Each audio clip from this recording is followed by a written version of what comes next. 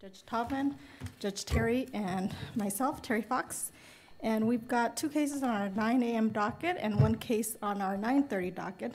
Those cases are People v. Coach, 15CA1268, Rebuttal versus City and County of Denver, 17CA1662, and our 9:30 case is Ryan versus American Family Mutual Insurance, 17CA1726. And I see that counsel are present and I presume ready. You've each received some instructions from the court. If either counsel has questions about the court's instructions for oral argument, I'm happy to entertain those questions now. Hearing none, we will proceed. I'll just ask anybody, if you have any electronic device that could go off during the middle of our arguments, if you could turn that off, we'd appreciate it. And I'll just remind counsel that our arguments are live streamed, so take care of that if there's any confidential information in your respective cases, that is not disclosed. You each have 15 minutes to argue. You've got the opportunity to reserve some time for rebuttal, but you'll have to keep track of the clock as you go along. And with that, the court is ready to hear from counsel.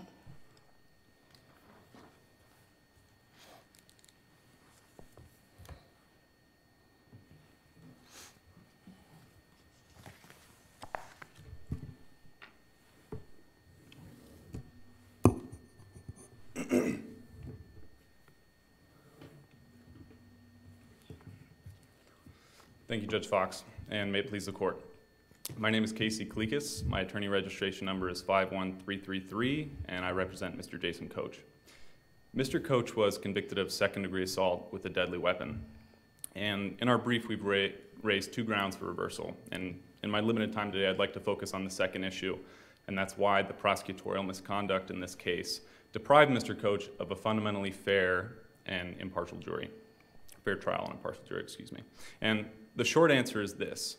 This is a case where no victim shows up to trial, where the only witness against Mr. Coach testified that no assault ever occurred, where the only actual evidence against Mr. Coach was the impeachment of that witness with out-of-court statements he made to the police officer.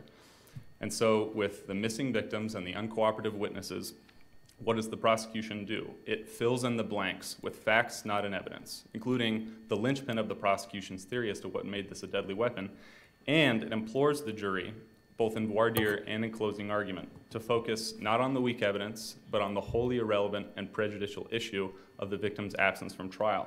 It used the victim's glaring absence from trial not only to suggest my client's guilt when the evidence was so thin, but to pressure the jury to hold him accountable for a crime it otherwise couldn't prove. Now, of course, in a prosecutorial misconduct claim, we take two steps. First, we ask, was the conduct improper?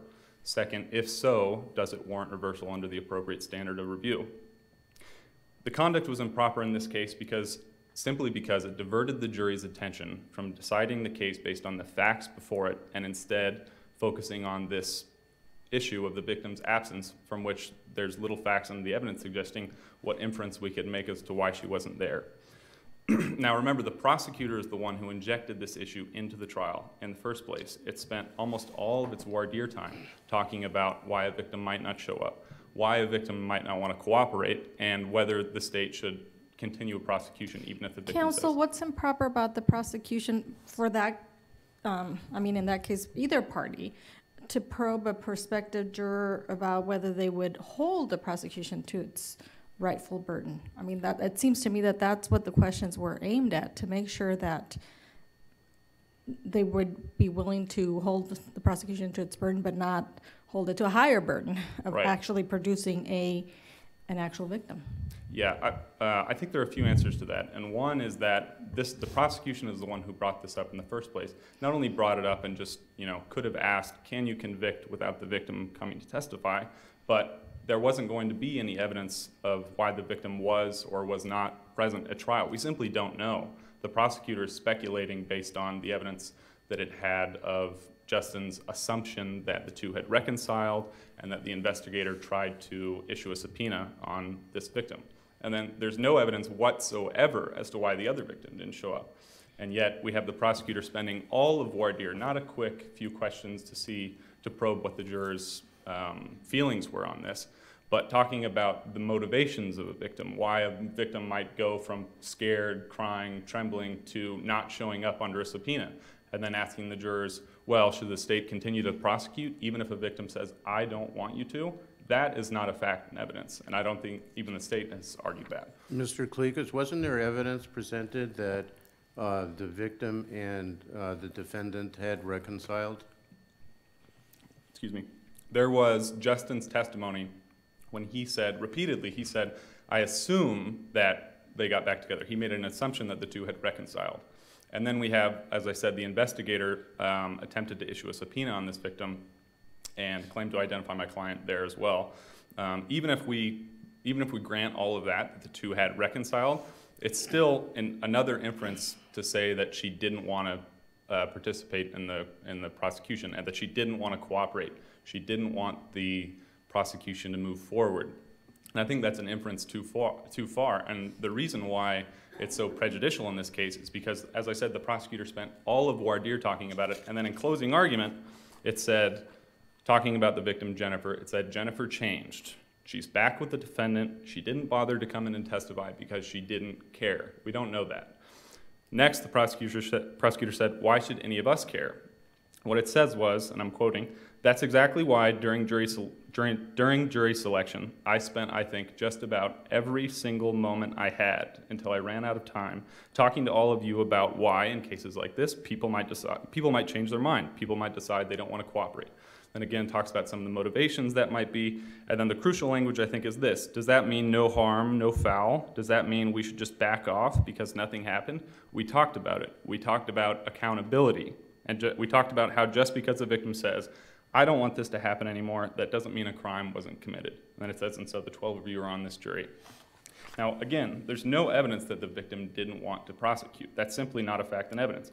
And again, even if we assume all that, it has no bearing on the question of guilt in this case. The prosecutor injected it, but it has no bearing on the issues before the jury, on whether the elements are met. Instead, it's a wholly irrelevant and prejudicial issue. So the error was also obvious in this case because it contravenes clearly established case law. State and federal constitutions guarantee my client the right to a fair and impartial jury, and as the Colorado Supreme Court has said in Wend and Harris, that this includes the right to decide the case solely on the facts presented before it and not on prejudicial issues outside of the facts. It also guards the prosecution against using these improper methods to guarantee a conviction. And that's exactly what happened here. This trial became about the missing victim, which instead of showing the state's inability to prove its case, it capitalized on to suggest my client's guilt, and as I said, and the prosecutor's own words, hold my client accountable. Mr. Klikas, do you think it's ever permissible for a prosecutor to ask questions during voir dire about the anticipated absence of the victim at trial? I think so, Your Honor, yes. But I think what makes it different in this case is not only she spent all of voir dire doing that, making the case about what we're not going to be able to show you, but then coming back and putting it front and center in its closing argument. It started its closing saying the words that I just quoted to you. It started the closing with that, and then it got to the evidence of just the impeachment testimony of the single witness, and then it talked about the elements of the crime. Given our standard of review, can you help us with why we should conclude that it was plain error, given that the defense counsel didn't seem to think it was as bad as you did? Yes, Your Honor, and we don't know why private counsel below didn't object. She only made one objection during all of the case, so I can't speculate as to that. So we are stuck with plain error, of course. But the standard under plain error is whether an error so undermines the fundamental fairness of trial as to cast serious doubt upon the reliability of conviction. And I think the simple answer is this. This conduct was repeated. It was pervasive from the front to the back, from the moment the jury came into the jury selection room until the moment before they went back to the deliberation room. The prosecutor was talking about what we can infer from the victim's absence from trial. And so as I said, it's repeated, it was pervasive, and then if we look to the overall evidence of guilt, I think it's far from overwhelming in this case. I don't think anyone can reasonably say that the evidence was overwhelming when we have one victim who shows up, or excuse me, one witness who shows up and says, none of this ever occurred. He claims not to remember anything. He says everyone was drunk. And then we have only the impeachment of that witness with the out-of-court statements he made to a police officer that night. So all we have is conflicting testimony of what he said out of court, not under oath, and what he testified to. So that, of course, that's a credibility issue, but I think it goes to show that the evidence was thin against my client. And maybe now I'll say a word or two about the deadly weapon element especially, which I have both in my sufficiency and the cross misconduct claim.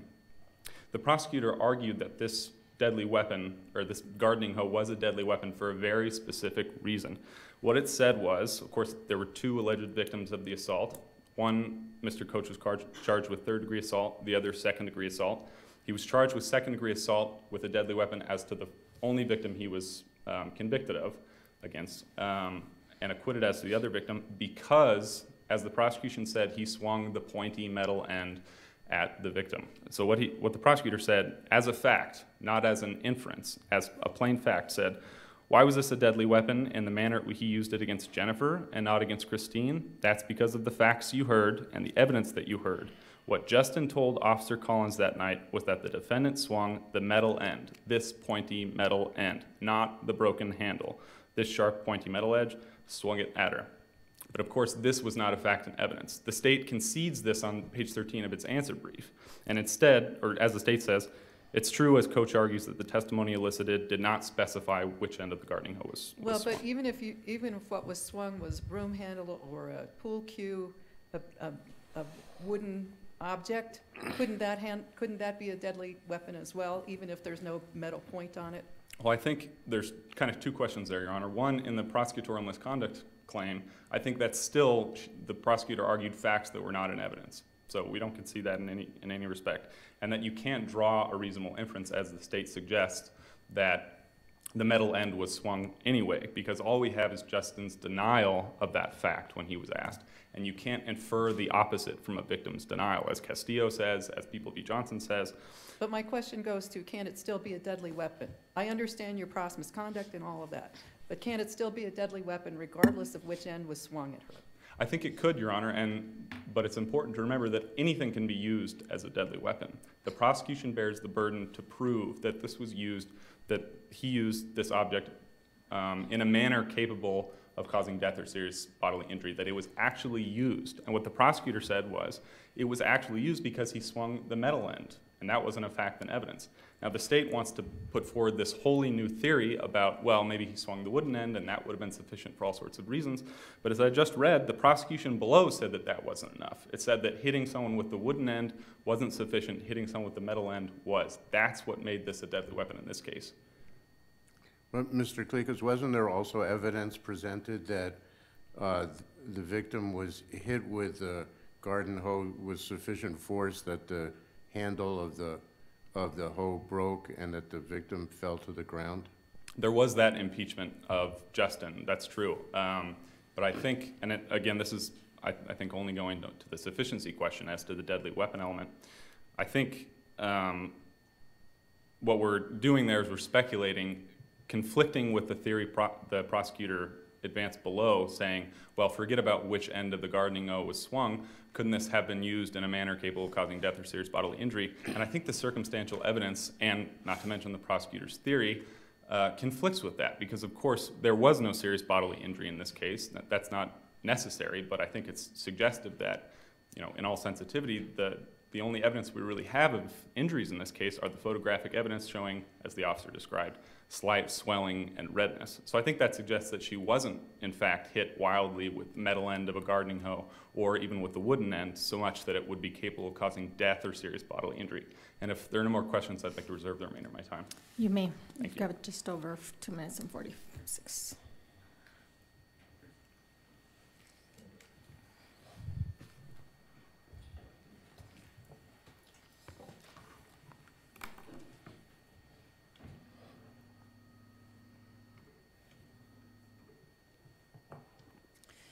May it please the court, counsel for appellant. My name is Jennifer Carty, registration 48991, and I represent the people in this matter. I'm going to start with the first issue since it's the last topic that your honors were discussing. The evidence in this case was sufficient to support a conviction for assault in the second degree. The question that is before the court is whether the evidence when afforded every reasonable inference in favor of the prosecution, was sufficient to support the jury's conclusion that breaking a 6-foot garden hoe across the side of someone's head constitutes assault with a deadly weapon. As this court is aware, the sufficiency of the evidence is a determination that the jury makes. It is measured against the elements of the offense and not against any particular argument of the parties. Where reasonable minds could differ, the evidence is sufficient to sustain the conviction. Here, the jury determined that the defendant used the garden hoe as a deadly weapon, in that it was used in a manner capable of producing, among other things, death, disfigurement, breaks, fractures, or impairment to parts of the body. The evidence in this case supported the jury's determination. The jury heard testimony that the victim was small. She was, quote, 100 pounds wet. They heard testimony that the 6-foot solid wooden garden hoe was swung with such force that it immediately knocked her to the ground and broke in half.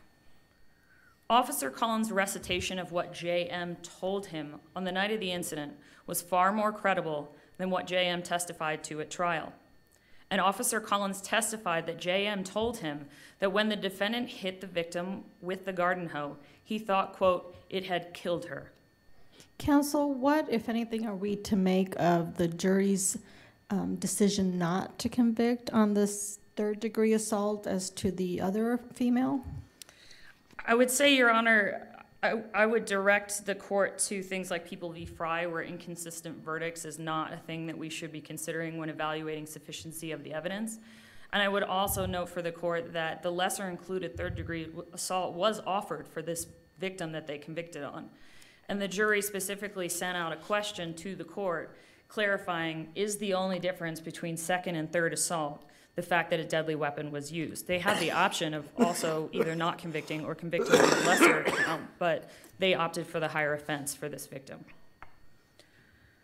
The evidence also supported that the defendant swung the metal end, as the prosecution argued, at the first victim. If we look at the testimony of Officer Collins, did he say specifically the metal end was swung towards the first victim? No, he didn't. We can see that. But what he did say outlined the timeline of events that happened in rapid succession. What he testified to was that the defendant swung the complete hoe at the first victim, that it broke in half, and then at that time, the second victim steps in between the first victim and the defendant, and he says, the defendant then swung the now half of a garden hoe without the metal edge on it and struck victim 2 in the left side of her neck and face. And it's the people's position that the only reasonable inference that can be drawn from that is if what remained in the defendant's hand was the wooden end without the metal end, that when he swung it at the first victim, the metal end was pointed towards her and broke off. The people also posit that the jury was allowed to rely on their common sense, that when the defendant went to the garage and said, I've got something for you, that he wasn't going to grab the garden hoe by the metal end, which would be a rather awkward way to swing a hoe. Common sense dictates that the defendant would have picked up the instrument by its handle end because he intended to use it to injure the victim. And the trial court agreed. The trial court agreed that a rational fact finder could conclude that the defendant committed assault with a deadly weapon because he swung the 6-foot garden hoe with such force that it broke in half across the victim's head and knocked her to the ground. And this was regardless of whether the metal end was the end that was headed towards her or whether he had hit her high enough up on the solid wooden handle. My colleague suggests that the evidence is insufficient because it didn't support the prosecution's theory. But sufficiency is measured against the elements and not against the arguments. But even so, the prosecution's theory, as I discussed, was a reasonable inference drawn from the evidence. The evidence supported the prosecution's theory, but regardless of which end was ported towards the victim, the evidence was sufficient that a jury could conclude that a 6-foot-long, solid wood and metal object, when swung into someone's head, with sufficient force that it knocks them to the ground and breaks in half, that object is being used in a manner that's capable of causing serious bodily injury and therefore constitutes a deadly weapon. And if there are no further questions on the sufficiency, I'll move to issue 2. Yes, I would like to hear your position on the prosecutorial misconduct concerns. Your Honor, I would say that the prosecution statements during voir dire and closing argument were not improper and reversal is not required. The prosecutor's questions in voir dire were aimed at the very reason for voir dire, which is to assess whether each potential juror possesses any biases or prejudices. And as the defense counsel acknowledged, people hold a lot of personal opinions in relation to domestic violence. And the prosecutor's questions were designed to explore those biases and prejudices about domestic violence in general, and specifically about should the state continue prosecuting when the victim is not cooperative. Did the prosecutor go over the line? I don't think so. I think this was perfectly permissible. At this point, the prosecutor didn't know for certain that the victim wasn't going to show up. All she knew was that the victim had been previously uncooperative and was not yet there. She didn't specifically say, you're not going to hear from the victim in this case. She didn't misstate the law. She didn't give her opinion on the veracity of any of the responses given by the jurors. And likewise, there was no objection.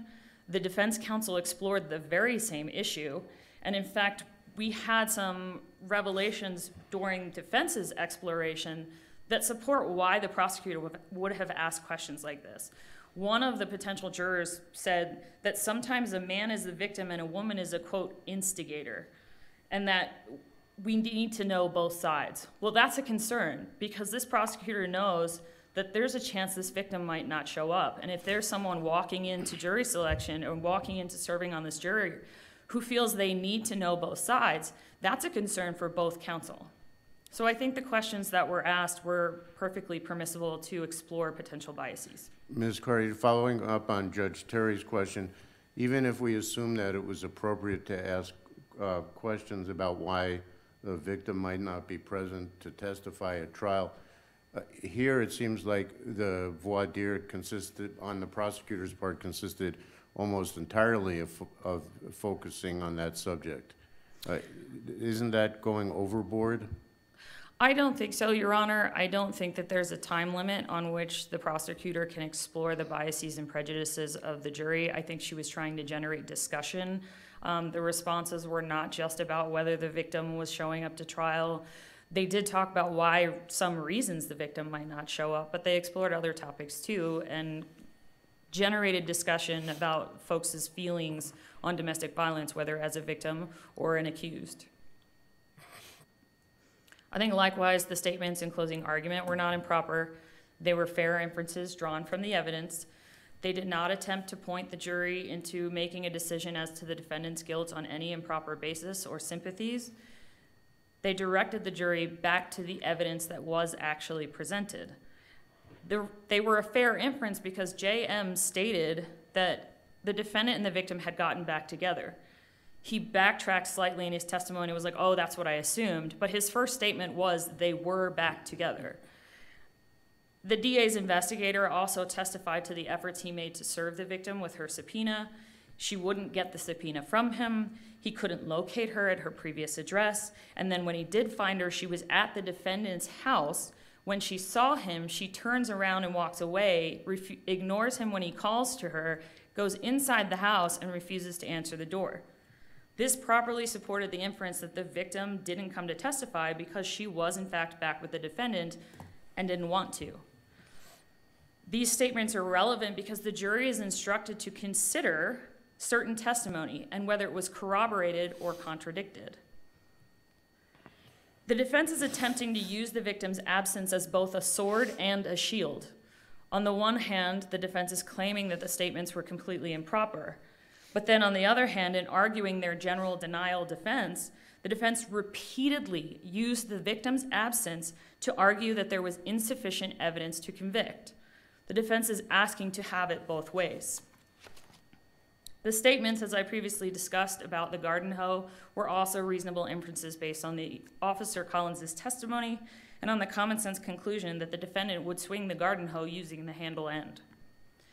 Even if improper, the prosecutor's comments did not amount to plain error. In this context, the statements have to be glaringly improper, flagrantly, glaringly, and tremendously, and that is not the case we have here. The prosecutor did not use inflammatory language. She didn't use even hyperbolic language.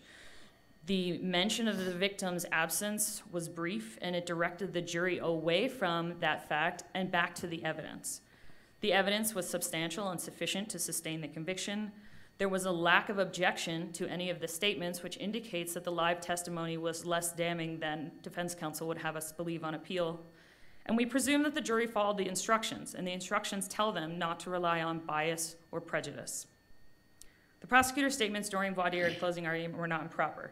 They were fair inferences, and they were also to explain the victim's absence of corroborating testimony. And they were a primary point on which the defense relied in closing argument. But even if erroneous, the comments were not so improper that they could seriously cast doubt on the judgment. And if there are no further questions, the people respectfully request that the court affirm the defendant's conviction. We'll take a brief rebuttal.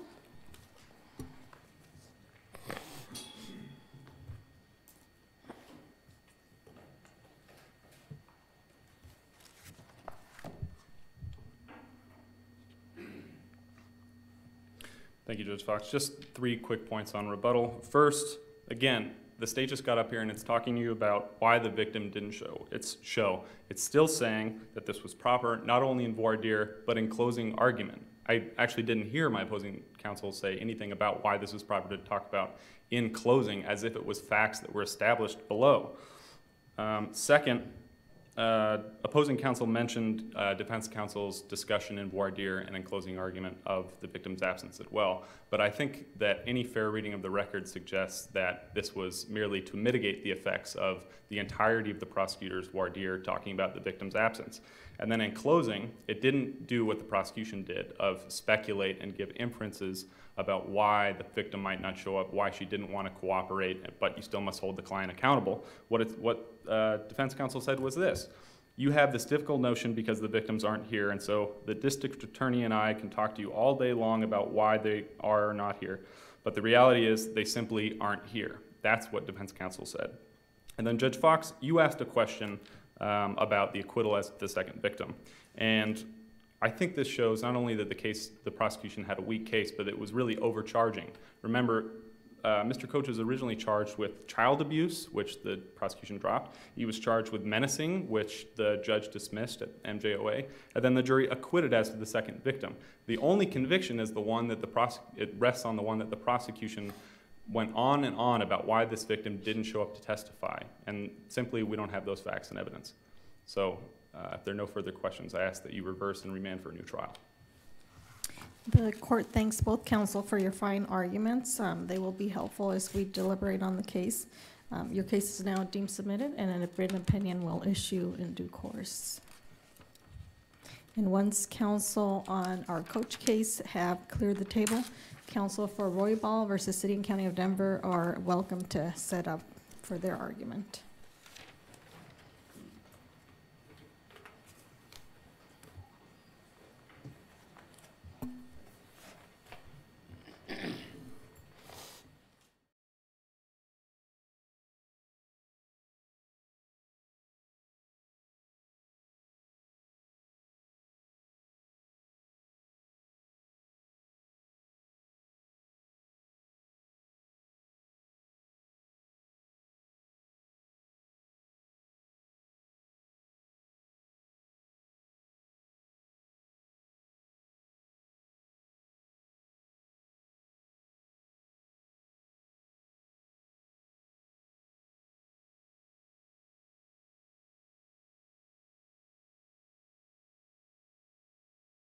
We're ready when you are.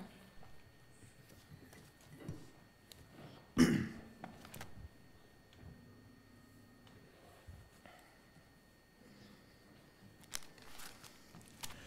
morning.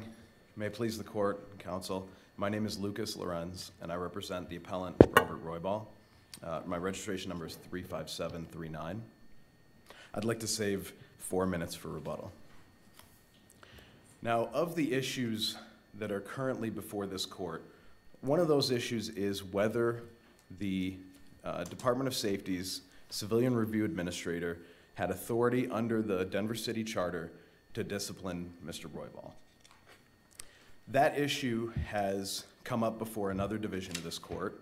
It's come up before a handful of trial courts that I'm aware of.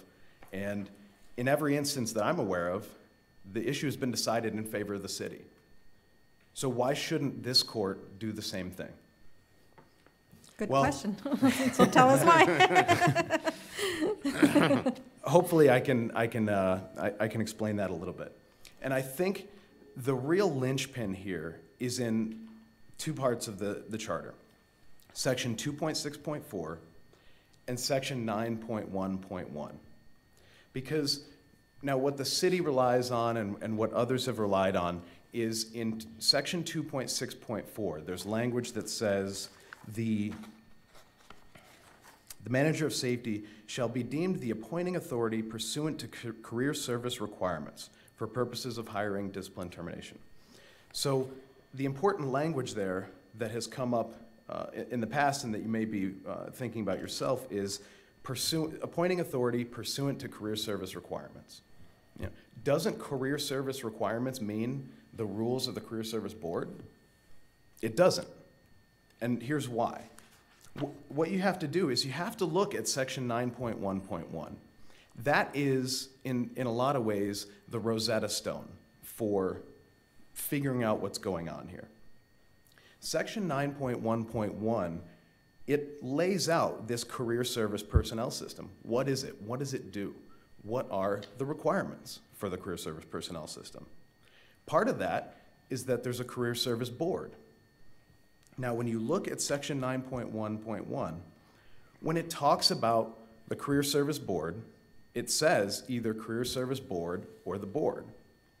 However, when it talks about the career service personnel system in general, it uses either the terms career service personnel system or just career service. So what does that mean for us? Well, we go back to 2.4.6, and what do we see there? We see career service requirements. Not career service board requirements, not board requirements, just career service requirements. So the plain language of the charter is telling us that this provision in 2.6.4, what it's about is the requirements of the career service personnel system. Again, that's 9.1.1. Because if they wanted to say career service board rules, even putting aside for the moment the word requirements, which I'll get to, it would say career service board, because that's what they do elsewhere in the charter. When they want to refer to the career service board, they say career service board or just the board for short. I hate to take you away from where you are, but CSR 1670 says appointing authorities may designate agents, plural, to act for them in imposing discipline under this Rule 16. Isn't that dispositive of this case? With all due respect, Your Honor, I don't think it is. And the reason for that is that's a career service rule. And at the end of the day, if there's something in the Denver City Charter that is contrary to that, the rule has to bend to the charter. So the Career Service Board, they can make whatever rules they want. Presumably, they're going to make rules that fit within the scope of the charter, within the charge of their authority, within their powers. But if they don't, those rules have to succumb to the requirements of the charter. So I'm not disputing what Career Service Rule 16-70 says. It says what it says. The issue here is, what does the charter say? What does the charter mean? And in that respect, the charter is contrary to that rule, and so the charter has to prevail there. We have to follow the charter. Because the charter isn't giving the Career Service Board carte blanche to do whatever it wants. There's still restrictions on the powers of the manager of safety, what can be delegated by the manager of safety, and the Career Service Board can't contradict those. And where we see those is in 2.6.2 and 2.6.4. Because 2.6.2 tells us, okay, this entity that the charter has created, the Department of Safety, at the head of it is going to be someone called the manager of safety. Now, it goes on to say this manager of safety is going to be in charge of the Department of Safety, is going to be under the supervision and control of the mayor, and the manager of safety can appoint a deputy manager of safety. Now, what's important here is where it goes on to talk about what the deputy manager of safety can do, what can be assigned to the deputy manager of safety. And it says that the manager of safety may delegate such powers of the manager to this deputy. So what's important here is not necessarily, that the manager of safety can assign a deputy manager of safety. It's that the only things that can be delegated to, or let me back this up, the only person who can be delegated the powers of the manager is this deputy manager of safety. And when we want to know what powers of the manager are we talking about here, we go to 2.6.4, and that language about the manager of safety being the appointing authority for purposes of discipline and termination, et cetera, et cetera. Now, that important language in 2.6.4 about career service requirements, I've already talked about how, the fact that they use the term career service, not career service board, and not just the board, that is important. It means the career service personnel system. So what about this word requirements? So does requirements mean the career service rules? Well, again, we go back to our Rosetta Stone of section 9.1.1, and we see that where there's an intent to refer to the Career Service Board's rules in the charter, that's specifically spelled out. And in particular, subsection E14 of 9.1.1, where it says, in accordance with the rules of the Career Service Board. So if the drafters of the charter, if the drafters of 2.6.4 and 2.6.2, if they wanted to say, if they wanted to have the Career Service Board's rules subsumed within 2.6.4, as the city argues, then they would have used this same language. They would have said rules of the Career Service Board, but they didn't. They said career service requirements. So your position is that Rule 1615 that says that the appointing authorities may delegate any authority to them under this Rule 16 to a designee within the department or agency, that has no effect in this instance? It doesn't carry the day here, no, because it would be a different story. Why not? Why doesn't Rule 1615 control? So the reason is because section 2.6.4 says the manager of safety is the appointing authority for purposes of hiring and discipline and termination. That's fine, but Rule 1615 says that appointing authorities can delegate. And that's, are you referring to Career Service Rule 16-70? 1615. Okay. Well, then we go from 2.6.4 to 2.6.2, which says the only person that can be delegated the powers of the manager, i.e. those termination and discipline powers, is the deputy manager of safety. So where the career service rules say you can delegate to anyone, that is violative of the charter, specifically 2.6.2 and 2.6.4, and so the career service rule can't trump the charter. The charter is the organic document of the City and County of Denver, of the agency itself. The agency can't rewrite the charter through its own rules and through its own rulemaking. So if the agency rule only said the manager of safety can delegate to deputy manager of safety, that's fine.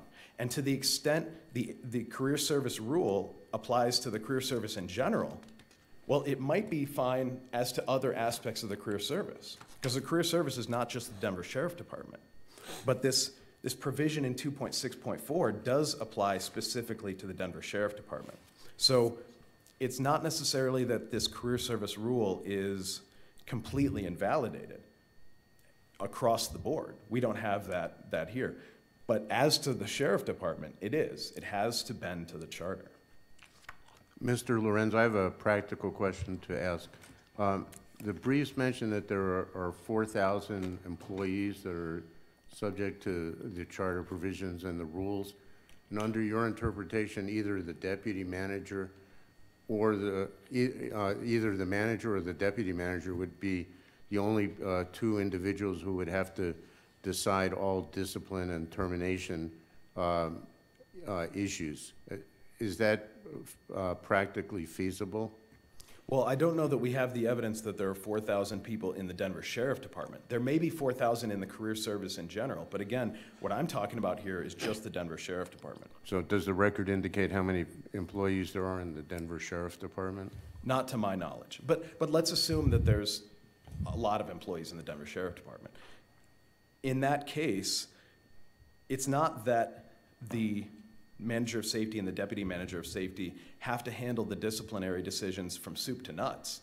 They can still have, the internal affairs department, whoever they want to assign to investigate, to gather the facts. But when it comes to who makes the actual decision, who sits down with the file and says, is this person going to lose their job?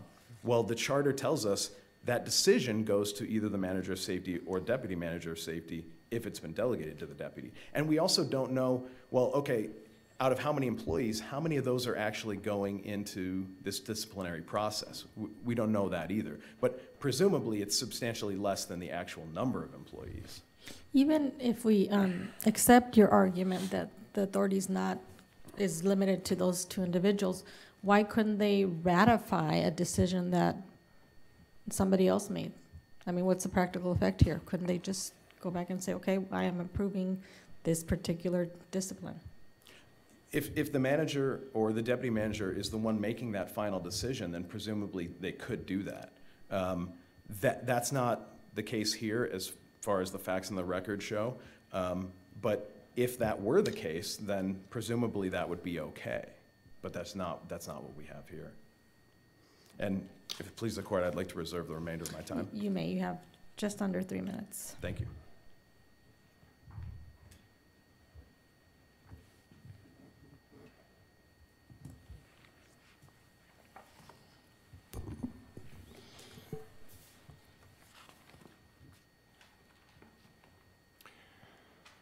May it please the court. Good morning. My name is Charles Mitchell, bar number 27850, and I represent the City and County of Denver and the city's Department of Safety in this appeal. Now, the city is here today to ask this court to affirm the Career Service Board's ruling affirming the city's disciplinary decision with regard to Mr. Roybal. Specifically, we are asking you to affirm the board's judicial ruling in this 106 appeal with respect to the two remaining appeal issues that Mr. Roybal has presented. Now, these two issues, neither one of which deal with evidentiary issues, are really pure questions of law. Under the standard of review, the board's decision can only be reversed based on an abuse of discretion, based on factual issues, or a misapplication of the law. This is strictly alleged to be a misapplication of law in this case. So unless the court can show that the board misconstrued or misapplied the law, they must affirm. The first issue, as was discussed, is a pure issue of statutory interpretation, whether the charter provides for the manager of safety, or now known as the executive director of safety, whether the executive director is allowed to delegate their authority with regard to disciplinary decisions regarding Denver Sheriff Department employees, or, as Mr. Roybal has posited, they're restricted from delegating any authority to anyone other than to the deputy director. But only in the context of sheriffs, as I understand, at least is the argument today. That's the argument they're making today. However, the manager of safety does preside over the Sheriff's Department, the Fire Department, and the Police Department, including several other agencies, 911 services, et cetera. In this case, the Sheriff's Department, they're career service employees. The Fire Department and Police Department is covered by civil service, which has a separate charter provision and a completely separate regulatory scheme in terms of how discipline is meted out. And in fact, it's an important point to make because, in terms of statutory interpretation, the charter provision that deals with civil service is completely different and is very specific about how that process works. And in that case, the manager of safety can only make the final ratifying decision themselves, or they can allow the deputy director to make that decision. And the charter is very clear on that point. So obviously the legislature knew how to draft a provision that would limit that delegation authority, because they did so in the civil service. If you look to the career service rules, it's completely different. And as you've stated, the 2.6.4 clearly states that the manager of safety is the appointing authority for purposes of discipline and termination. And then when you look to the career service rules, 16.15 and 1670, both specifically state that the appointing authorities may delegate agents to act on their behalf with regard to discipline. That's a very clear and a very different scheme than the civil service. If I'm not, I hope I'm not misstating your learned opponent's position, but as I understand it, he's saying that 1615 can't trump the 2.6.4 provisions, something along that line. Can you please address that? Well, the city's position is that it doesn't, there's not an issue of trumping because it's completely harmonious. There's no disparity between what the charter sets forth in terms of the career service rules and the authority of the executive director of safety and what the career service rules say. They're in harmony. The charter clearly identifies the executive director of safety as the appointing authority for purposes of discipline in the sheriff's department, and then the career service rules clearly states that the appointing authority is allowed to designate. So I see no disconnect or conflict there, and so because there's no conflict and there's harmony, there's really no issue of what trumps the other. I would assume the charter would trump career service rules that are promulgated in conflict with the charter, but we don't have that here. I think the primary argument that Mr. Roybal is making is that under 9.1.1, the reference to career service requirements is somehow different and dispositive of the issue of whether the career service rules apply. And as we discussed with Division 2 in the prior case and here today, I think it's a distinction without a difference. The city believes that the career service requirements reference, if anything, is broader than a reference to the career service rules. I think a plain read of the language would suggest that the reference in 9.1.1 that it's career service requirements is simply saying that it would encompass both the charter, the rules, and all requirements that are set up under the career service regulatory scheme. The idea that somehow the reference to career service requirements eliminates any need to look at the career service rules just doesn't make sense. So we believe that the case is quite clear on its face. It's a statutory interpretation issue. There's no ambiguity between 2.6.4 and the career service rules 1670 and 16.15. And for all those reasons, we believe that the decision should be affirmed. Now, as counsel for Mr. Roybal stated, I was standing here 8 months ago making the same argument to Division 2. In that case, on exactly the same issue, the Division 2 panel affirmed the decision. As you've quite rightly pointed out in your briefs, we're not supposed to, there's not supposed to be citation to unpublished cases of the Court of Appeals. That's true. We are aware of the other case. My point is, in this case, we believe it's appropriate simply because the fact that it was unpublished does not negate the reasoning or the assistance that it would provide this court. And specifically, that case on appeal was the appellate decision of the underlying Rule 106 case that the court in Roybal specifically relied on and cited too heavily. So the Gale case is intertwined with the Roybal case in the sense that that Rule 106 decision was the basis for the decision in the Roybal 106 case. And I believe that while it is certainly not binding on this court, it would be helpful for the court to be aware of it.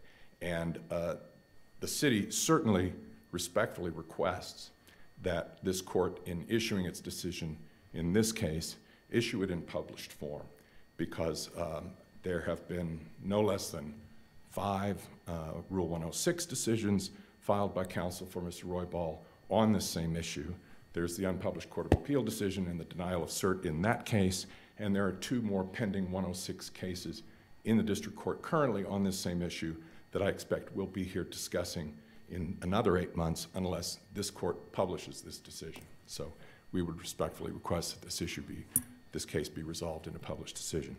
Just briefly, the second issue involves another issue of the application of law. Plaintiffs have alleged that the board engaged in inappropriate rulemaking by simply determining that a couple of procedural errors in the underlying Sheriff's Department pre-disciplinary process should per se negate any discipline that ultimately is issued by the agency.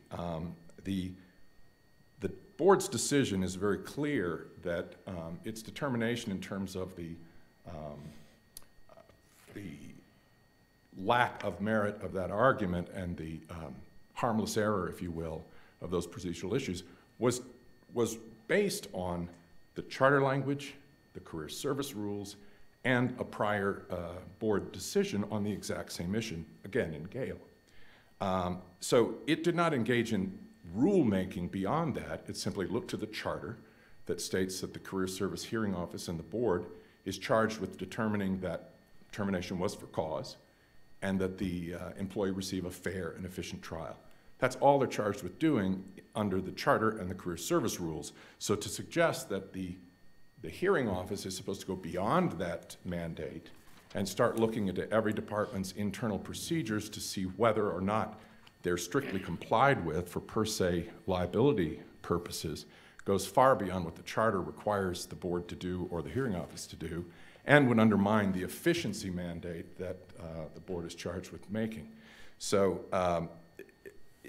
I think the reason, it appears that in briefing, the reason Mr. Roybal suggests that this is improper rulemaking is because the board did reference another provision in the career service rules that simply states that noncompliance with procedural errors in the career service context does not require reversal unless it affects the substantial fairness of the proceeding. That's CRS 1670D. Now, the court, or the hearing office, the board, relied on 1670 simply for policy purposes, looking by analogy. The board's decision is very clear that it wasn't using or invoking or relying on 1670 for anything other than guidance in terms of policy. And it certainly didn't rewrite 1670D or expand on the application of 1670D in any way that would suggest improper rulemaking. All it did was say, by analogy, there's another provision in the career service rules that says procedural errors should not make the tail wag the dog, essentially, that unless it affects the substantial justice of the proceeding itself, it's not going to be a reversible error. So they looked to that for guidance and determined that as a matter of policy, the same should hold for departmental rules, internal rules in the Sheriff's Department, Fire Department, Police Department. Are you referring to 1672D? Or am I missing something? I thought it was 1670D. The agency's failure to strictly follow all pre-disciplinary guidelines set out in the career service rules will not constitute grounds for reversing the discipline unless the failure to follow those rules substantially violates the rights of the employee. Thank you, counsel. And here, there's been no suggestion that the fact that there was one division chief instead of two somehow was a due process violation or undermined the substantial rights of the employee. That argument wasn't made. This isn't a due process issue. They're simply saying because there was only one division chief instead of two, which is required under the Denver Sheriff Department procedural rules, that the entire case should be thrown out. And the board simply determined that since they were charged with just determining whether there was cause for dismissal and whether or not a fair, efficient trial has been presented to the employee, that would not be any kind of error that would be reversible. It would be essentially a harmless error. There is no indication under the rules that the board engaged in any improper rulemaking or expanded that rule in any way that was improper. If anything, the suggestion that a violation of the Denver Sheriff Department departmental procedural rules is a per se reversible offense, that would be improper rulemaking.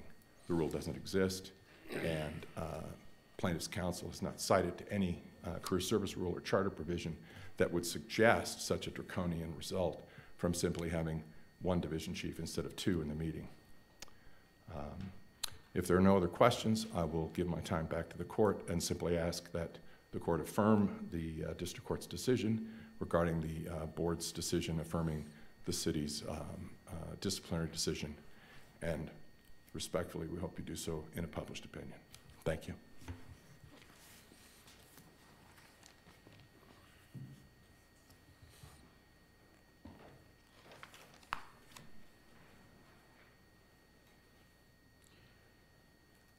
Your Honors, one thing to note from the city's argument, though it's clear the city disagrees that there's a conflict between the career service rules and the charter here with respect to the authority issue. It sounds like the city does concede that if there is a conflict, the career service rules have to bend to the charter. So it doesn't sound like there's an argument here about that point. It sounds like the argument is more, is there conflict at all? But turning to this later issue, the de facto rulemaking issue, another thing that the city apparently concedes is that there were procedural errors below. And it wasn't just the absence of two division chiefs. There was also the discipline was required to be initiated by the sheriff and was not in this case. Now, in its decision, its disposal of this issue, the Career Service Board relied on Career Service Rule 16-72D, and that's in the board's published or written decision. And the problem here, I think the city underplays it a little bit because the board didn't just rely on it for policy purposes or for an analogy. It took the exact rule and it said, look, we know this rule only applies to career service rules, but we're going to take that and we're going to extend it to sheriff department rules as well. So they're taking this round peg and jamming it into this square hole. They're creating a new rule, whether they explicitly say so or not. They're creating a new rule or rewriting the existing rule, and they're not doing it according to the procedures set forth in the charter for how they're supposed to go about their rulemaking. And as to the argument that there's been no suggestion of a violation of Royball's rights as a result of this, I would direct the court at a minimum to pages 32 and 33 of the opening brief, the amended opening brief, where there was an argument about how this was a violation of Royball's rights and how it impacted the process. What we've got here is the sheriff department and the agency basically shortchanging Royball on what he's supposed to get in terms of his opportunity to be heard, which is constitutionally protected under Loudermill. And as a result of that, we are where we are today. And of course, we can't know if there was another division chief present, if the discipline had been issued by the sheriff, if there'd be a different outcome. But we would know that he would have gotten an adequate opportunity to be heard had that happened, but it didn't in this case. So in sum, we'd ask that respectfully that you reverse the decision below and send it back to the Career Service Board. Thank you, Your Honors. The court thanks all counsel for your fine arguments. They will be helpful to us as we deliberate, and the case is now deemed submitted and in a written opinion. I don't know whether published or not, but a written opinion will issue in due course. Thank you both, and when counsel are done clearing the tables, we will take argument from Ryan versus American Family Mutual Insurance.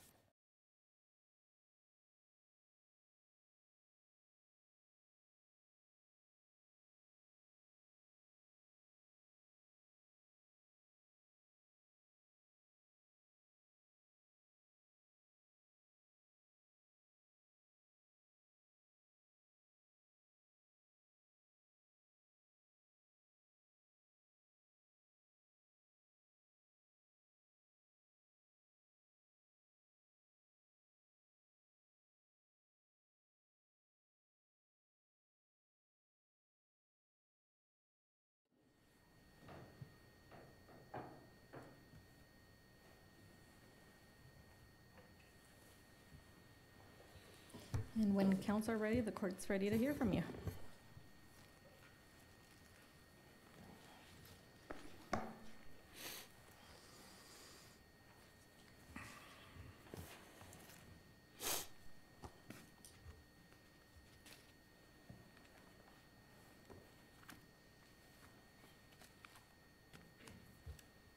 Mr. Ryan, opposing counsel, Mr. Lewis, may it please the court.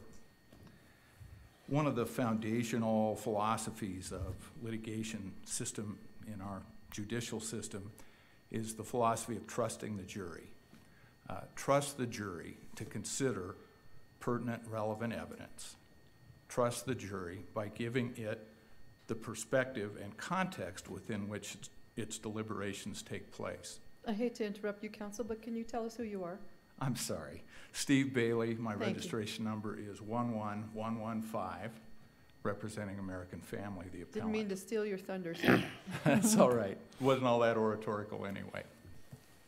Because in this case, the trial court was persuaded to filter the presentation of evidence, to filter the context within which the jury was making its deliberations in a way that obfuscated rather than clarified what the jury was doing as it listened to the evidence in this case. We believe the evidence, the issues in the case have been fully briefed. American Family did not request this oral argument and certainly welcomes the opportunity to address any of the questions that the court has. This portion of the oral argument will simply flag three of the main issues as presented in the opening brief and in the reply, and I would respectfully reserve any remaining time for rebuttal. The first issue relates to this concept of curative admissibility. Once the plaintiff opened the door, if you will, to the reasons for his retirement from Anheuser-Busch and the extent to which the court erred in not allowing countervailing evidence as to other motivations as to the reason for his retirement. The second issue relates to the manner in which the court handled this issue of statutory damages for unreasonable delay and denial or denial of underinsured motorist benefits. And that took place in two contexts. One was in not answering or allowing the jury to hear answers to a number of questions that it had relating to that issue, but more significantly that during the course of deliberations, the jury was specifically sent a question in asking, what are the implications of checking the box, if you will, about unreasonable delay or denial of underinsured motorist benefits? Are there any implications in that regard? And the court affirmatively advised the jury no, thus leaving the impression that there would be no additional money awarded if they checked the box relating to unreasonable delay and denial. So to go back if I could to those two issues. The plaintiff, first the curative admissibility argument. The plaintiff in this case affirmatively entered or advocated that he was forced to retire as a result of his claimed injuries. This is a motor vehicle accident that happened in December of 2011. The plaintiff testified that he retired from Anheuser-Busch more than 2 years later in 2014. He claimed he was forced to retire as a result of those injuries.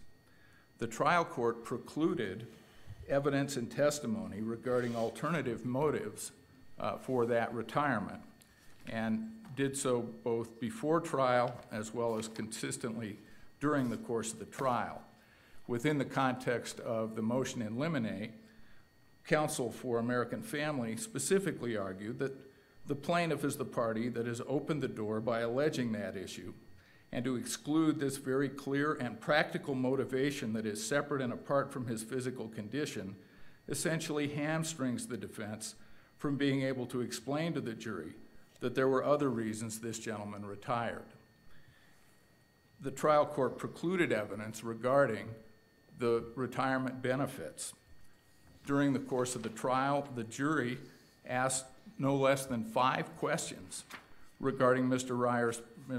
Ryan's pension and retirement, and the court did not allow them to be answered, and that's set forth in the record in the brief. Then, having effectively hamstrung the presentation of evidence of reasons for retirement other than the claimed injuries, Mr. Ryan's counsel hammered the issue home in closing argument with 14 references to why did Pat retire. This concept of curative admissibility allows a party to present otherwise inadmissible evidence to prevent the opposing party from creating a misleading impression through the selective presentation of facts by allowing the other party to explain or contradict the impression through evidence that might otherwise be inadmissible. And that's the Eiton versus Unger case, as well as the Halliburton versus Public Service Company of Colorado case. We respectfully suggest that having opened the door to the question of why did Pat retire 9 times during opening statement, 14 times during the closing argument, 5 separate questions from the jury asking these very questions about the nature and extent of Mr. Ryan's retirement benefits.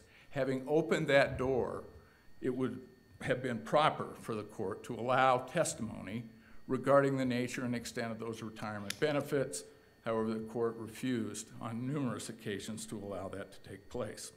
Counsel, do you have any authority that indicates that opening the door works in the sense of collateral source damages, or would this be an issue of first impression? I think there are 2 contexts. First, there's the overall proposition in the Eiton case, but then there's also the Larson case, I believe it is, that addresses this issue of alternative motivations for retirement.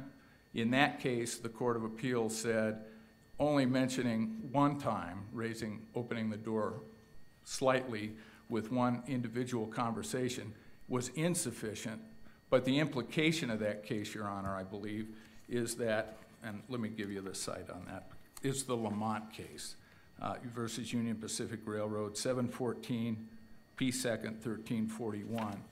The implication of the Lamont case is that if the question is raised more than one time in a casual conversation, that it would be appropriate to allow collateral source information regarding the nature and extent of these retirement benefits. But Lamont would have necessarily been decided before Cosgrove, so how do those 2 cases square with each other? I don't think there was an issue in Cosgrove as to whether the door had been opened. There's no... But it prohibits collateral source evidence. And the trial court was simply following Supreme Court authority. Cosgrove stands for the proposition that absent any other reason, you can't allow collateral source information to come in. And we don't dispute that that is collateral source information. But to allow the plaintiff to affirmatively allege that the only reason he retired was because of his injuries and not allow this other evidence to come in, I don't think that's inconsistent with Cosgrove. Once the door is open and the plaintiff affirmatively puts this kind of issue in issue, then you have to allow, we respectfully suggest, alternative explanations as to why this individual retired. Mr. Bailey, if the trial court had allowed that testimony about why Mr. Ryan retired to come in, wouldn't that have invited rebuttal testimony about his eligibility for Social Security disability benefits? I believe so, Your Honor. I think it would.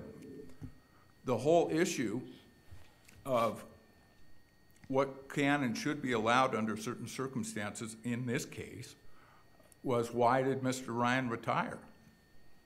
The fact that he was collecting retirement benefits, Social Security benefits, and workers' compensation benefits, all of them combined were a basis for his decision to retire. At least the court, or at least the jury, could have considered that. But our issue here is simply that having raised the issue of retirement, the jury should have been allowed to also hear evidence regarding the nature and extent of those retirement benefits. Whether it would have or could have allowed for other argument and presentation of evidence is speculative. The second issue here relates to the manner in which the court handled this issue of statutory damages. The trial court did not allow Mr. Zupkus, for example, the expert testifying on behalf of American Family, to testify as to the nature and extent of those statutory damages.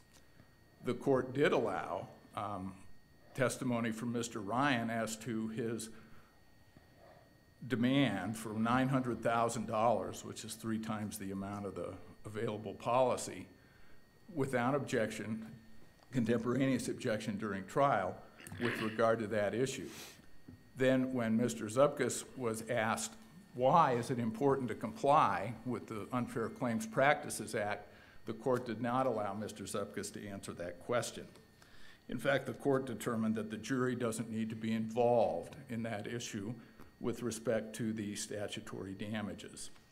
So, Mr. Bailey, what difference does it make if, in connection with your argument, if there was already evidence presented to the jury, or at least statements saying that Mr. Ryan was seeking $900,000 rather than $300,000?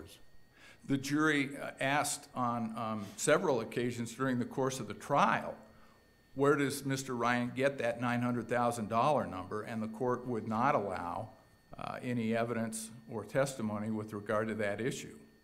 And most significantly, Your Honor, I think during the course of the deliberations themselves, the jury was specifically asked the question, is the amount in checking the box, if you will, in addition to any amount awarded in question 3, meaning the breach of contract?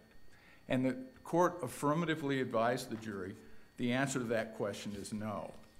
The purpose of that, the obvious implication or question from the jury on that issue was, what happens if we check box number 5? And the court's answer to that question essentially was nothing. It was clear that the jury wanted to know what would happen if the statutory damages, if the unreasonable delay and denial question was answered in the affirmative. And the court not only didn't just say, you've got to figure it out yourself, but affirmatively advised the jury that nothing would happen if you checked that box.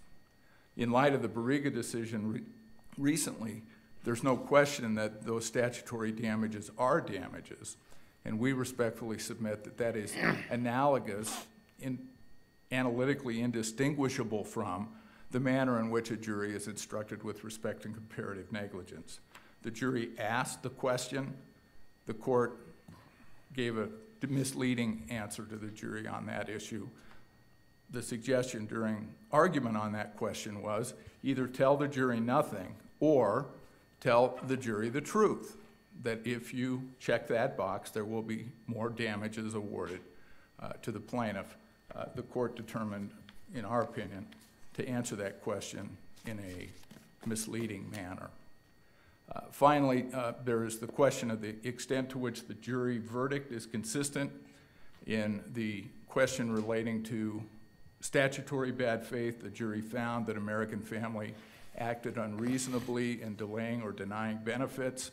And then with respect to the common law bad faith claim, the jury determined that the company did not act unreasonably. And we respectfully submit that that's an inconsistent jury verdict that ought to be reversed. So it's for those 3 primary reasons, as well as the other reasons set forth in the brief, that we request the court to remand this matter for a new trial. I'll reserve the remaining time. And you have short rebuttal coming.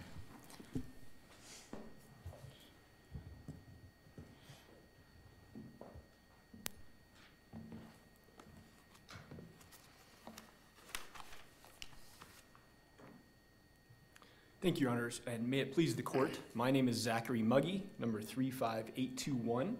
With me is Floyd Youngblood, 18052, and together we represent the plaintiff in this action, Pat Ryan, who is also here in attendance today. On October 24th, 2016, a jury brought back a verdict in Mr. Ryan's favor that his insurance company, American Family, had breached an insurance contract and unreasonably denied paying him underinsured motorist benefits for which he has paid for years. Now, here we are, over 2 years later, and American Family has still failed to pay their insured Mr. Ryan a penny, and instead wants this court to reverse the entire verdict. American Family has brought a myriad of arguments, 7 to be exact, as to why it believes the jury's verdict and the court's ruling should be overturned. 2 of those issues have since been rendered moot by way of intervening Colorado Supreme Court rulings, so I won't touch on those. There are 5, though, remaining. Counsel for American Family focused on 3 in particular, and so I'll do the same with the limited amount of time I have here. Counsel, which 2 issues are you saying have been mooted? American Family's challenge as to the proper measure of damages on the statutory denial claim.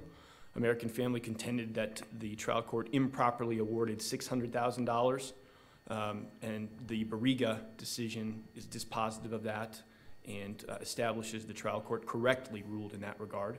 That's the first issue. The second issue is the American Family challenged the trial court's entry of the final order nunc pro tunc to the date of the jury verdict, and we have conceded that in light of the Supreme Court's decision in Guarantee Life, that issue is now moot, that the order should not have been entered nunc pro tunc, but rather must stand as of the date it was issued. Thank you for that clarification. Yes, Your Honor.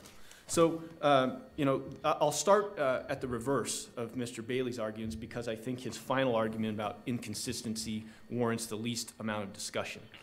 Because simply, there is no inconsistency in the jury's verdict finding in favor of Pat Ryan on the statutory denial claim, yet against him on the common law bad faith claim. And the reason is quite simple. Those 2 claims are separate and apart. They have distinct elements of proof. They have distinct burdens of proof. It's quite clear that a statutory denial claim has a relatively low burden. All that Pat Ryan had to prove is that American Family denied him insurance benefits without a reasonable basis. So the case law, Kisselman, in fact, describes that as a very low burden. And the jury agreed that, in fact, American Family denied his UIM benefits without a reasonable basis. Pretty clear. On the other hand, we have the common law bad faith claim, which has a heightened burden of proof. In addition to establishing unreasonable denial, Pat Ryan would have had to establish that American Family acted intentionally or in reckless disregard of its bad faith.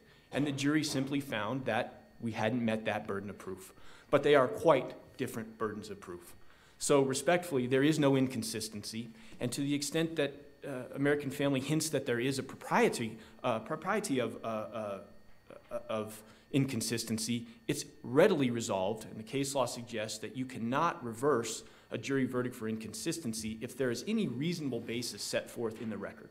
And here, Counsel, there is. would the no reasonable basis to deny, to prove up the statutory claim, would that finding potentially be sufficient for the unreasonable denial component of a common law bad faith? I mean, I understand that there's also the additional intentional reckless, but could those 2 coincide? No, Your Honor, simply they cannot because, again, they're part of separate prima facie elements for the different claims.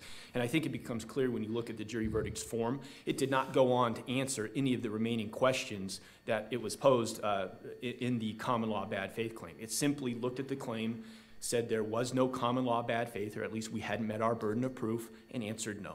And so that's why I say there is no inconsistency, and when you look at the record, there is a reasonable basis for the jury's finding in favor of Pat Ryan on the unreasonable denial claim, the statutory claim, if you will, and against Pat Ryan on the common law claim. Separate elements of proof, separate burdens of proof. So I'll move on to what I consider the primary argument in this case, and that is this collateral source issue. American Family has beat this drum that somehow the collateral source rule, which I think we can all acknowledge is quite clear in the state of Colorado.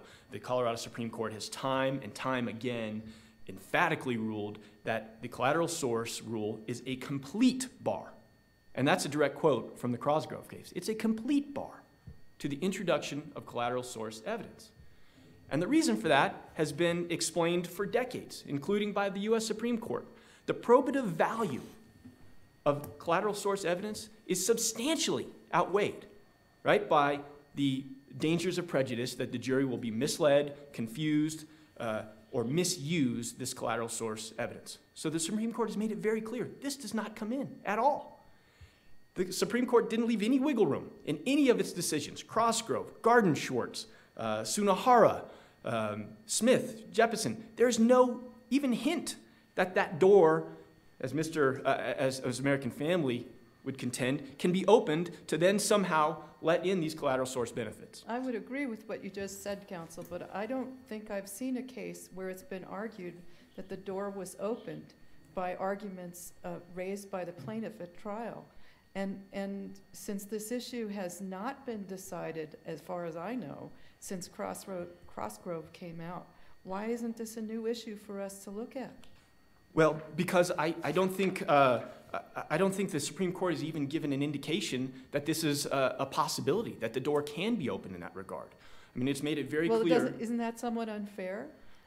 It's to the defendant in the case, because frankly, if you can harp on the concept that the person was forced to retire and garner sympathy from the jury, and the other side can't respond at all as to whether the person was forced to retire or whether it has anything to do with the amount of damages to be awarded, isn't that unfair? No, Your Honor, and for the simple reason that there is no nexus between Mr. Ryan's forced medical retirement and the workers' compensation benefits, the Social Security disability benefits, and the pension benefits he was receiving. There is no nexus between the two. We're talking apples to oranges. I heard counsel at the previous argument say this is a round peg into a square hole. That's exactly what's happening here. What's happened is American Family has looked for an opportunity to slip this collateral source evidence in, to try and warn the jury, and this is the opening that it's trying to drive that through, and it doesn't fit. The forced retirement was based upon the medical evidence. The doctors treating Mr. Ryan placed him at maximum medical improvement, and they put permanent lifting restrictions on him, that he could not lift. Why mention over and over again during the trial that he was forced to retire? Because that's the primary component of his damages was lost wages. He was 56 years old and could no longer work. And the suggestion was that he wanted to retire, and that wasn't the facts at all. The facts showed that he didn't have a choice. Because of the medical restrictions imposed by his treating physicians, he was no longer able to work his beer delivery route. And the contract that controlled his employment with Anheuser-Busch said, in no uncertain terms, that if you have permanent restrictions and you are unable to return to your duties full-time, you're terminated. So, Your Honor, respectfully, again, we're talking apples to oranges. American Family had every opportunity in the world to challenge the forced retirement, legitimately. But doing so through the use of collateral source benefits is not a legitimate challenge. They invented this myth out of whole cloth. There was no evidence supporting any allegations that Mr. Ryan wanted to retire, or that he had the option to work a lesser route, or to switch roles and take a different job. That's not what the evidence showed. And so they invented this myth that he wanted to retire so he could receive these collateral source benefits. And that's exactly what the Supreme Court has ruled over and over and over again that you can't do. They were trying to slip this in to show that he had this financial incentive. That is precisely what the collateral source rule announced by our Supreme Court combats. And that is why it's improper and it's not unfair. They had every opportunity to challenge through a vocational evaluation expert, which, let's remember, they hired. They had a vocational evaluation done of Mr. Ryan. And that lady, Margot Burns, performed her analysis and decided based on his skill set and his health, there are other jobs that he was capable of performing, right? She said he could be a cashier, a sales representative, a security guard. They could have presented that testimony to the jury at trial, and they chose not to. There's no reason for them pulling that witness, except that the whole purpose of her testimony in the first place was to slip in these collateral source benefits. It was a ruse. Similarly, they had a CPA. They designated him as an expert to come and challenge the economic damages that Mr. Ryan claimed. They pulled him from trial, didn't have him testify. He was ready to testify that Mr. Ryan was capable of working, and therefore his economic damages weren't the number that our expert suggested. That was fair game, Your Honor. They could have challenged that entire line, but they didn't, because the trial court wouldn't let them bring in collateral source benefits. That's what this is about. That's all that they wanted to get in. So this exception that American Family asked this court to apply now would entirely swallow the collateral source rule, because in virtually every personal injury case, in virtually every bad faith case, and in a number of other cases where economic damages are claimed for a wage loss, if this court were to accept American Family's argument, the door would be open in all of them. If someone had a surgery, for example, a neck fusion, and was off of work 6 months and was drawing on a supplemental insurance plan that paid them while they were off work, if you were to accept American Family's argument, the door would be open for that insurance company to come in and say, well, yeah, you needed the surgery, but you were also incentivized not to get back to work.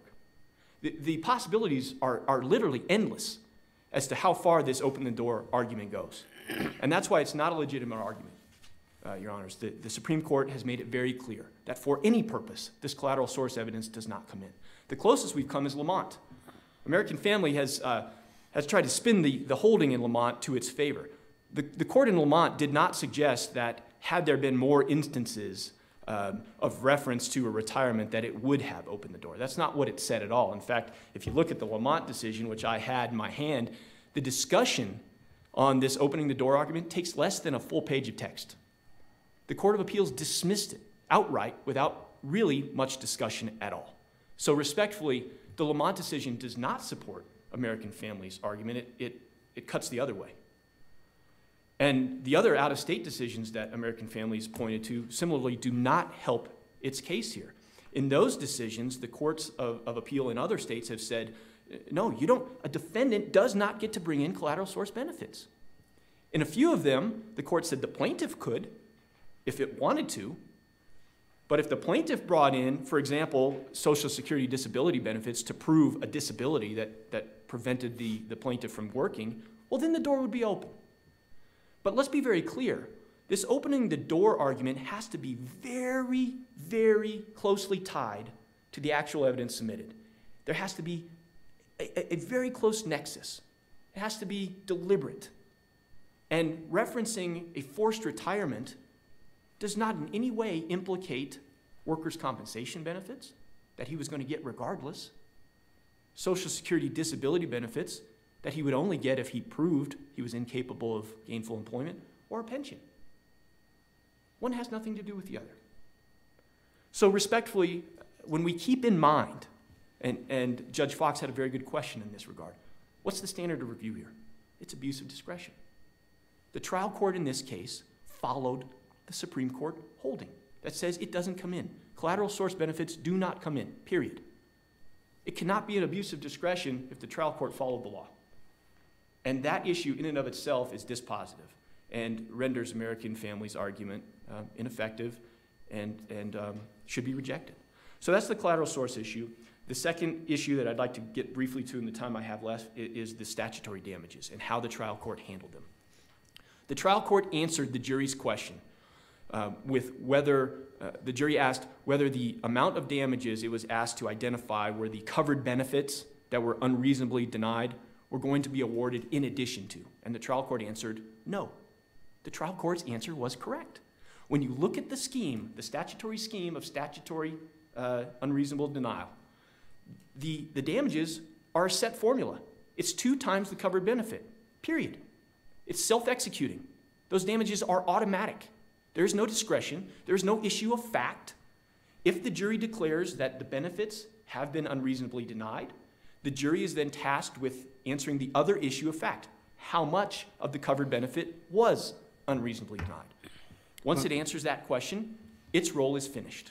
Mr. Muggy, wasn't there nevertheless an inconsistency between the statement that Mr. Ryan was seeking $900,000 in damages and that the uninsured motorist benefits that he was seeking were only $300,000? No, Your Honor, and the reason is that Mr. Ryan only testified to that $900,000 in response to an improper question asked by American Family to begin with. So this inconsistency, this alleged confusion, was a whole making of American Family's own. It now must reap what it sows. It made its bed, it needs to lie in it. And your time is up, counsel. Thank you. If I may just briefly conclude and say we respectfully request that the court affirm the trial court's order and the jury's verdict below and award attorney's fees and costs on appeal. Thank you, Your Honors.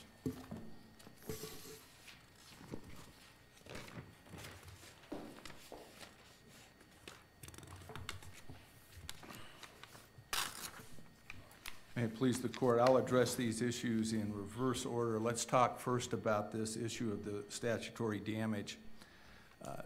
Judge Taubman, your question was there an inconsistency? Mr. Muggy's response was that that was an improper question that was asked. It was not objected to at trial. It was not objected to contemporaneously, and thereafter the jury asked several questions as to how this $900,000 demand was framed, and the court refused to allow any evidence or testimony regarding that issue. It did allow the plaintiff's expert to talk about how important it is to comply with the Unfair Claims Practices Act, but it did not allow Mr. Zupkus to explain exactly why that is the case, which is you get triple damages if you don't comply with the Unfair Claims Practices Act. So if the jury doesn't assess those damages, if it has no role in deciding what that damage is, why does it matter?